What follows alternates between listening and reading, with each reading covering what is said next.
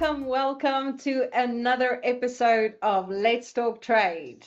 We have Gemma back with us. Hi, Gemma. Welcome back. Hi, Dorothy. Thank you so much for having me. I'm so excited to come back. Yeah, so awesome. So Gemma, today we want to talk a little bit more about trade operations, ready to hit the ground running and things. And I think it's so great to have somebody that is here to talk with us about the trade operations because you've seen it all, right? I mean, you've been in there where the tacky hits the tar in more than 160 countries. I mean, at the start of it, what is cross-border trade operations?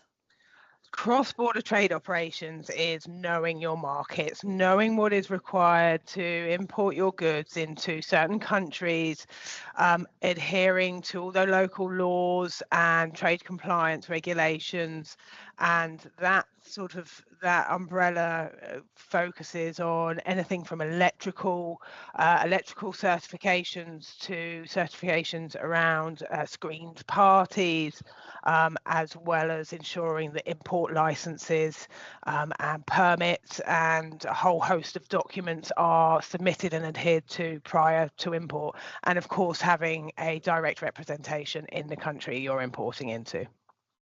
Okay, so I am in the field of import of record and operations for, many years already. So, but I can imagine that what you just said may feel overwhelming for new traders, people that are getting into the field. So maybe let's focus on the magnitude. I think if somebody hears compliance and operations for every single market for tariff basically permits and licenses and cross-border trade, you need to understand. I mean, it feels like a mouthful. And I think it doesn't only feel like that. I think we need to be honest, it is like that. It is a mouthful. And I think that's the thing. It is going to be tough. That's why you see all these memes of logistics people, never working. Well, never stopping to work, never taking holiday, always on their, in the swimming pool working over Christmas. So I think there's a truth to that because cross-border trade is hard. But I think we can make it simple and we could help some individuals to at least know where to start. So let's, for argument's sake, say there is a startup, high tech or medtech company that started in one country, whether it is in the UK or in the United States, and they're now excited, their product works, they have their first customers, and suddenly they get a global deal or a next country they have to ship now to. Now what?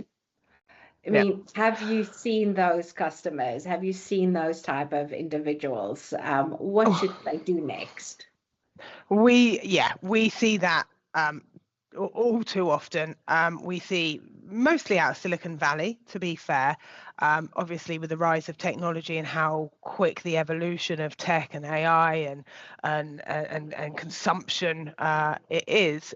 We're seeing that a lot. And what often happens is, it's quite textbook, is that a new startup produces a great product or a great solution. They work very hard at selling it. It's often a small A or B seeded, fund seeds round, and it consists of product technical managers, salespeople, CEOs, CFOs, and maybe one guy or one lady in the back of the office that is supposed to be operations. And they manage to win or quote on a deal that lands them in a country that they've never dealt with before. And what is most often the case is, because of the nature of the people and the profession that they're in, they don't think about trade compliance. Or it's very much a secondary thought, or it's we'll stick it on a DHL flight and we'll fly it in. And what often happens is they quote, and after a number of rounds of negotiations or whatever, they'll win the deal, and then they'll go, oh, now what do I do? Or they'll try and book it onto a shipment and realize actually there's a far far greater need. So we spend a lot of time trying to educate those new startups that actually there are many countries where technical certifications are needed, and that is around trade compliance, but actually it's pre-trade compliance, which is even bigger, which is for some of the countries that are trying to look at the safety and the usage of technology within their own countries and protect that. They will demand that products are put through a technical and electrical safety, e.g., is that product safe to plug in two plugs in that country and not cause a fire, blow up, electrocute a person, a child, whatever. And without those certificates, you can't import those goods into those countries. So, and unfortunately, that certification program sort of takes quite a long time. So it's very hard to try and get in front of these the Silicon Valley startups, making them aware. But there needs to be more work done in the industry, in trade compliance, making sure that the companies are, when they're producing goods that can either be controlled or dual use or have electrical input, that these things need to be done. They need to be considered. After that, then you've got the consideration also of dual use, and we're using Silicon Valley, we're using technology as an example, which brings up the conversation of controlled dual use, Wasner agreements and things like that. Dual use and controlled goods often need import licenses or permits into many countries that have to be pre-approved, pre-requested, and submitted prior to shipment. And there are many countries that could quite angry if you ship without those. So before you've even sort of talked about customs clearance and HS code challenges and shipping documents and all those sort of things, there's already sort of 2 or 3 steps of complex considerations that must take place in order to facilitate that. And unfortunately, we see companies that have often committed to getting goods on site by XYZ for XYZ delivery of a project without realizing actually that could be a 6-month process, especially if they have to go through electrical safety. And for electrical safety, we're talking about India, we're talking about Turkey, we're talking, Southeast Asian countries, we're talking about your Saudi Arabias. So we're not talking about countries that are far-reaching and never touched. We're talking about, really common consumer countries. Yes, exactly. And once you've got on top of those, then you have to think about the shipping documents, commercial invoices. That is your legal shipping document. The shipper has to be, in control of their shipping document. They have to make sure all their products are individually listed. All of the components are individually listed. They have to be correctly valued. They can't be devalued because customs don't like that. Valuations of goods are put there because taxes and duties are paid in country. That contributes to every country's GDP. It's important stuff. It's huge. It's not just about one shipment. So they have to be right. And devaluations or revaluations of shipments will stop a shipment from being cleared. It will hold it up, and it can cause fines. And then there's obviously how you ship it. And then, of course, the conversation that is never or very rarely had when you're talking about sort of first time shippers, first time international sales is who's going to be the importer of record. In a country, you must, and when you're shipping to a country, you must have a company in that country that is willing to be the importer of record. They are the legal entity who is responsible for that import.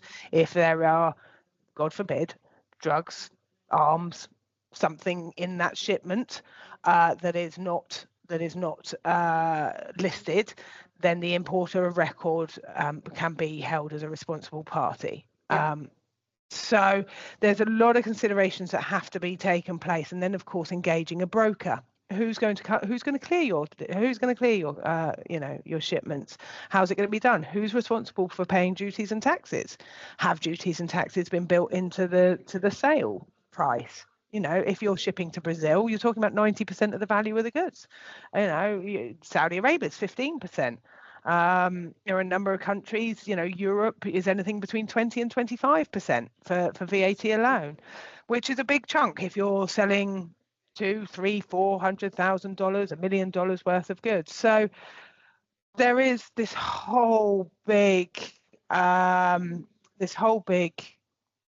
emphasis that needs to be put on making sure these companies have the ability to be aware of this and to understand that, and that's an educational piece that definitely needs to happen in the industry.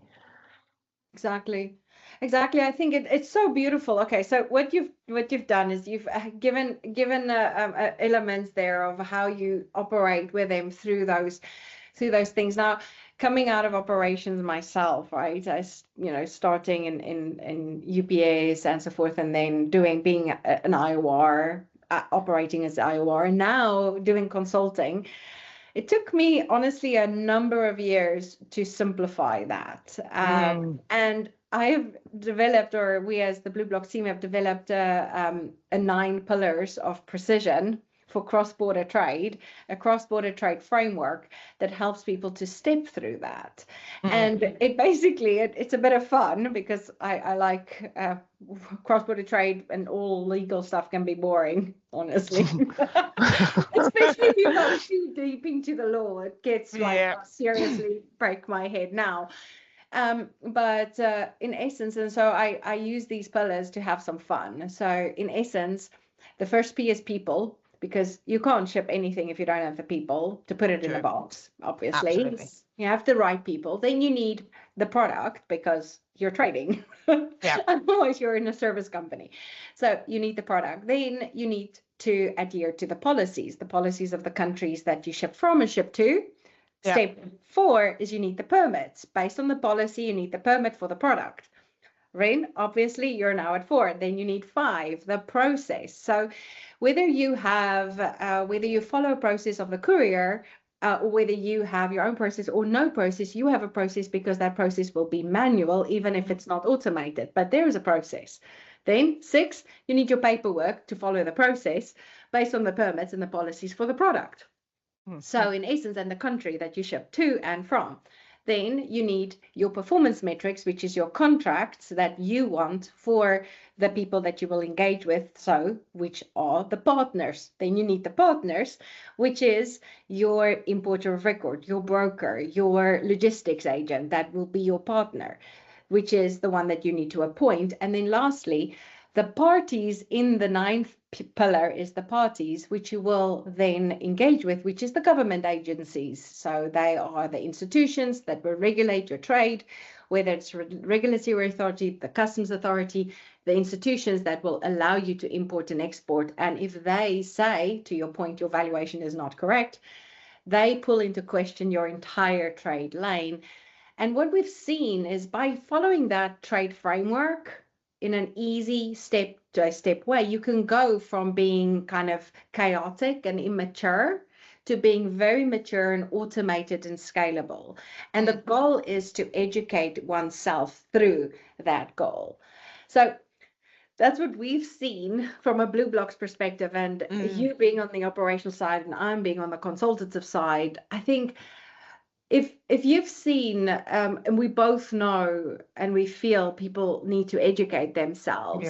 If we look at these 9 pillars, in my mind, I always see the first 7 of the pillars is the responsibility of the manufacturer. Because without that, they can't appoint the right partners. And then the partner has to understand the 9, that first 7, but from their perspective to be able to execute it. And then the parties, the governments, will assess. They also need to understand these 7 first pillars, but from their perspective.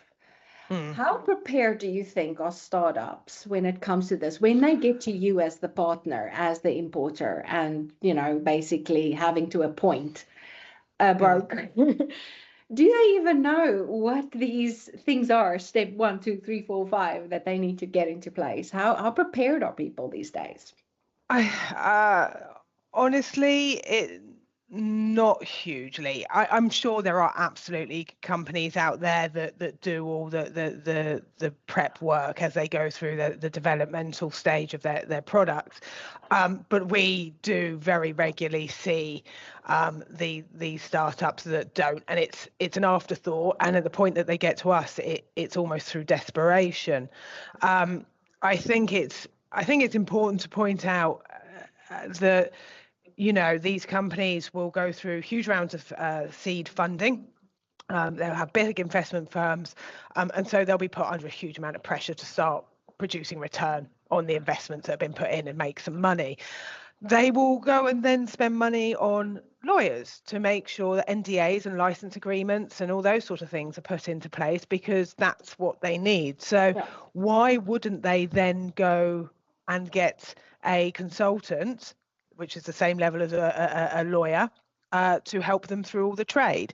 And I think that's where the fall down is that trade is not yet seen as a legal requirement. There are still many that think it's a stick of shipment on the back of a lorry and send it off to Saudi Arabia or South Korea or Egypt or whatever. So there's an educational piece definitely that needs to happen, and even if that education is just, you will need some help to do this. You need help from a lawyer to write all your legal documents, to make sure your product and your company is protected and you've got non-disclosures and that sort of thing in place, and partner agreements with any OEMs or anything. But actually your trade is on the same level of importance to your business and to the success and regeneration and growth of your business. Because without trade, you can't grow, and without growth, you don't make money. So it's quite hard to get in front of that, though, because of typically a startup is developed by somebody who is very technically minded, very intelligent, very bright. And they are then surrounded by very intelligent and bright people, but that just don't have that trade knowledge. So I think probably Silicon Valley as a whole, there are many groups within Silicon Valley of startups and things. I think it's a subject that needs to be brought to the table, because trade now is hard and fast, and it's ruthless. You misship something to China, you're in trouble. Yes. You're not getting that shipment back.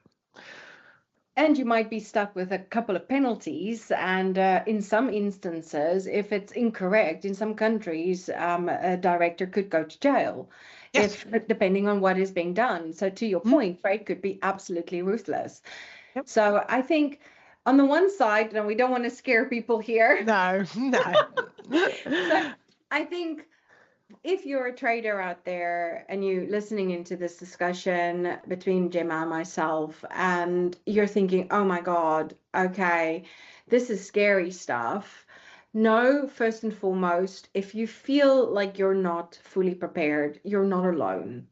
This is part of the journey. Like if you are a child, you are in, let's say, middle school, you're busy trying to learn what life is about. It's okay not to know, and you will grow in this trade journey. So in essence, just knowing that there are people out there that can help you on this learning experience, like a child goes to school, in some instances, it would be good to take that responsibility and go to the trade school, meaning go to individuals in the market that has the ability to guide you on that way. Now, if you're already on that journey and you realize, oh my goodness, I think the one thing next, Gemma, that I've seen is individuals grow on that trade journey, right? And they actually get it right for, let's say they grow from, to your point, Silicon Valley, and they say, oh, I want to embark on Europe, and they grow into Europe, and it's the next market, and then the next market, and then the next market.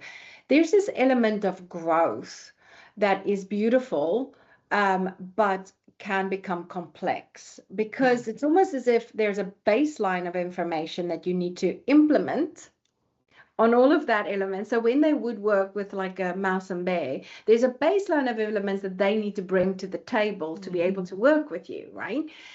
But if they don't have it, you will help them go through that experience and say, hey, you're missing this, hey, you're missing that. But on the other side is they have to have this baseline, and then there's a specialization per market, where one market is slightly different from another market, it's slightly different from another market. And that is the element that I sometimes see is discouraging to traders, that they think they have to do everything new for every market. And actually they don't. You have to do the hard work in implementing the baseline. And once that is implemented, the change from one market to the next becomes easier. What is your experience in the market? Do people approach it more market per market, shipment per shipment, and kind of, go through that? If they want to do that, is that fine? Or is it, which approach do you see is easier and better to get the startup off the ground? So it's typically deal driven, right? Many companies will go, okay, we're expanding from a European market, and we're going to try and go into the US market or the Southeast Asian market because we believe we've got a pot of gold customers that we can sell to there.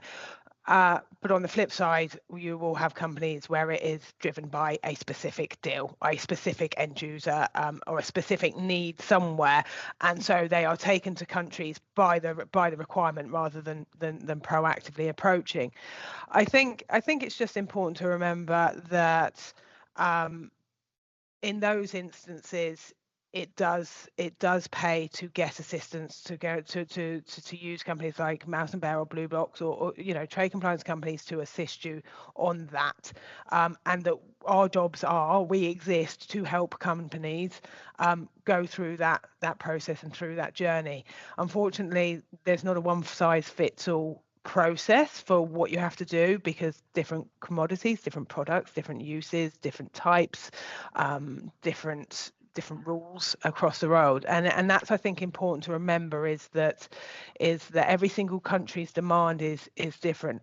We are about to see a massive growth in African nations because China is doing deals with the African nations, and there's a lot of cheap land there. There is a lot of space for huge data centers. We will see a growth of data centers, for instance, the use of infrastructure and technology for things like oil refineries and also e-commerce, and just kind of the sort of Kenya's, Ivory Coasts, Uganda's, Nigeria's are just hugely growing economies, and they all have different rules. They all have different requirements. So, it will. Yes, there is a cost to using a company like yourselves or for us to get into those countries and to get into those markets or fulfill deals that exist.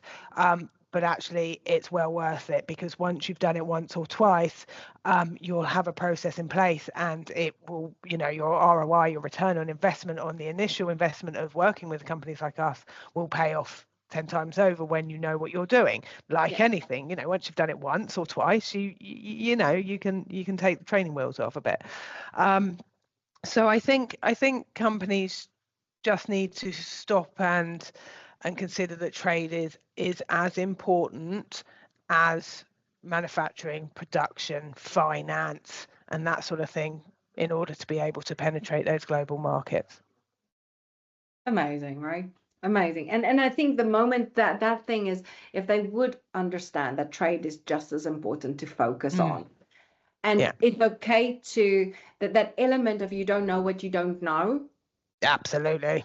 So it's exactly that, to say it's okay to realize I don't know, and rather acknowledge that and go out and reach out to companies to say, I don't know, just help me to know what I don't know. And this is a growing industry for so many individuals to support and help companies grow. I think it is interesting always. It is not boring. It keeps on changing. It's like you're a fly on the wall the whole time, seeing the world at your fingertips move. So I think it is really, really lovely. And I think companies should not be